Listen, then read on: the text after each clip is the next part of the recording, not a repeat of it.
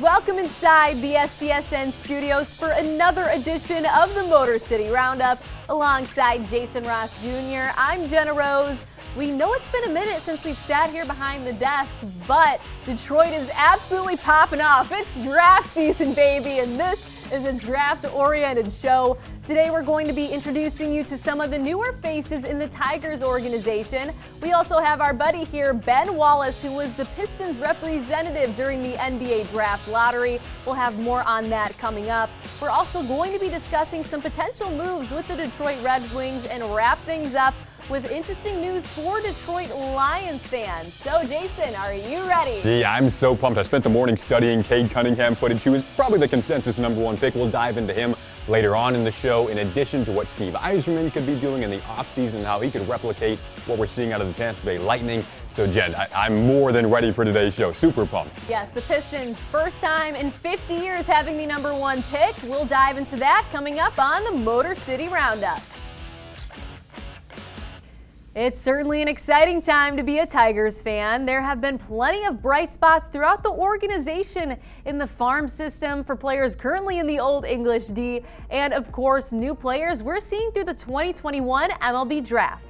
So, Jason, let's kick off the discussion by talking about right-hander Jackson Jobe, who was selected 3rd overall. Yeah, can't start this discussion without mentioning that it was somewhat of a polarizing pick, according to Tiger fans a couple of days ago, because they knew that the shortstop Marcel Meyer, who some thought could be the #1 overall pick, was still available when the 3rd selection rolled around. However, the right-hander Jackson Jobe is the pitcher who most considered to have the highest ceiling among arms available in a draft that really, at the end of the day, didn't have a consensus #1 overall selection. So we'll start off with the positives of the right-hander Jackson Jobe. Has a 99-mile-per-hour fastball that really jumps out at you, but it's the wipeout slider that evaluators feel is his most impressive pitch, in addition to a changeup and curveball that'll sprinkle in every now and then as well. Tigers Director of Amateur Scouting Scott Please feels that Jobe is not only the most talented pitcher the Tigers have scouted at the high school level in a number of years, but Jen, perhaps the most talented high school player overall that the Tigers have seen in quite a while.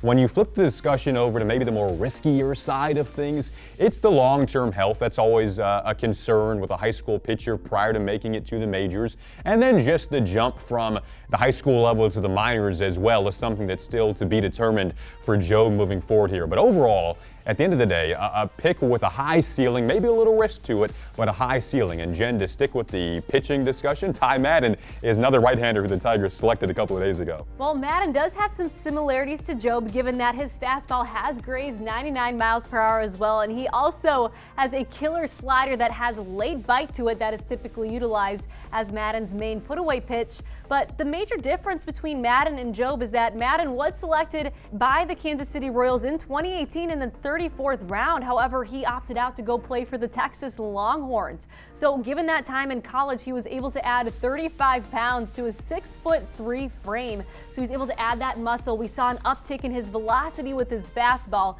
given that right now it does stay in that low 90s to mid 90s area. And we did see him turn his slurve into more of that knockout slider that we've been talking about in Madden. So he possesses that ability and is able to grow in his craft. But specifically with Madden, when we look back to his performance in 2021, he had an ERA of 2.45 and a rate of 10.85 strikeouts per 9 innings. So we're going to see a lot from Madden moving forward. But Jason, now it's time to stop talking about arms. We're going to take a break and look at shortstop Isaac Pacheco. Yeah, well, shortstop is probably one of, if not the most glaring hole right now in the Detroit rebuild. And when you examine the shortstop, Isaac Pacheco, 6'4", 245-pound frame, still adding bulk, still growing, which is why some actually think defensively that long-term he could be more of a corner infielder, either first base, third base, or maybe a corner outfielder as well. So perhaps it's not the long-term destination at shortstop,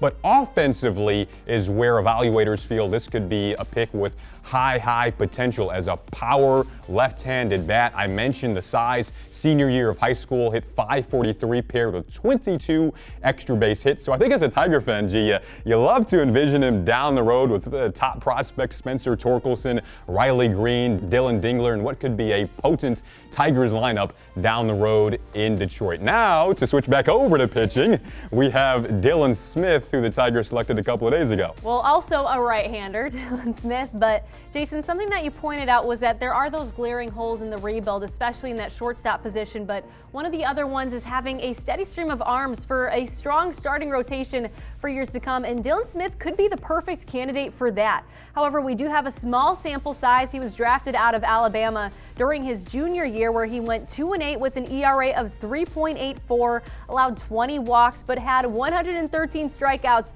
over 98 and a third innings pitched. Again, it's a bit of a small sample size that we're seeing from Smith, given that he mostly worked out of the pen his freshman and sophomore year. So Smith has that strong strike throwing ability, and when we dive into Smith's 4-pitch arsenal, he displays potential with his fastball that's in the low 90s that can touch 96. He also has a curve, a changeup, and a slider that might be an above-average offering for Smith. That's typically in the low to mid 80s. So with the focal point of a rebuild that is circling around a strong starting rotation, Smith could be the perfect candidate. I love it, Jen. And now moving forward, there's a reason why Ben Wallace is on our table. He was the lucky charm a couple of weeks ago when the Pistons found out that they would have the #1 overall selection. We will dissect that next on the Motor City Roundup. It's been half a century since the Detroit Pistons have had the #1 pick in the NBA draft, so really exciting times here. Jason, you have to break down what we could potentially see from Cade Cunningham. Yeah, well, do you remember when our previous segment, like 5 minutes ago, when I mentioned that, there wasn't really a #1 overall consensus selection in the MLB draft heading into that night? Well, the NBA draft is a different story here. Cade Cunningham out of Oklahoma State is the #1 consensus pick and will very likely be destined for a Pistons uniform when July 29th rolls around. I turned on the highlight tape this morning, G. First thing that jumps out at you is the basketball IQ offensively and such a natural, smooth feel for the game, whether it's footwork, passing, dribbling at 6'8", the shooting ability, whether that's the touch around the rim or beyond the arc where he shot 40% so far this season. Flipping the script over to the defensive side of things, most scouts would tell you that the athleticism doesn't really jump out at you, but look at his size, 6'8", 7'2" wingspan for Cunningham. The strength is also undeniable, which is something that's very important defensively, and the footwork as well I talked about offensively.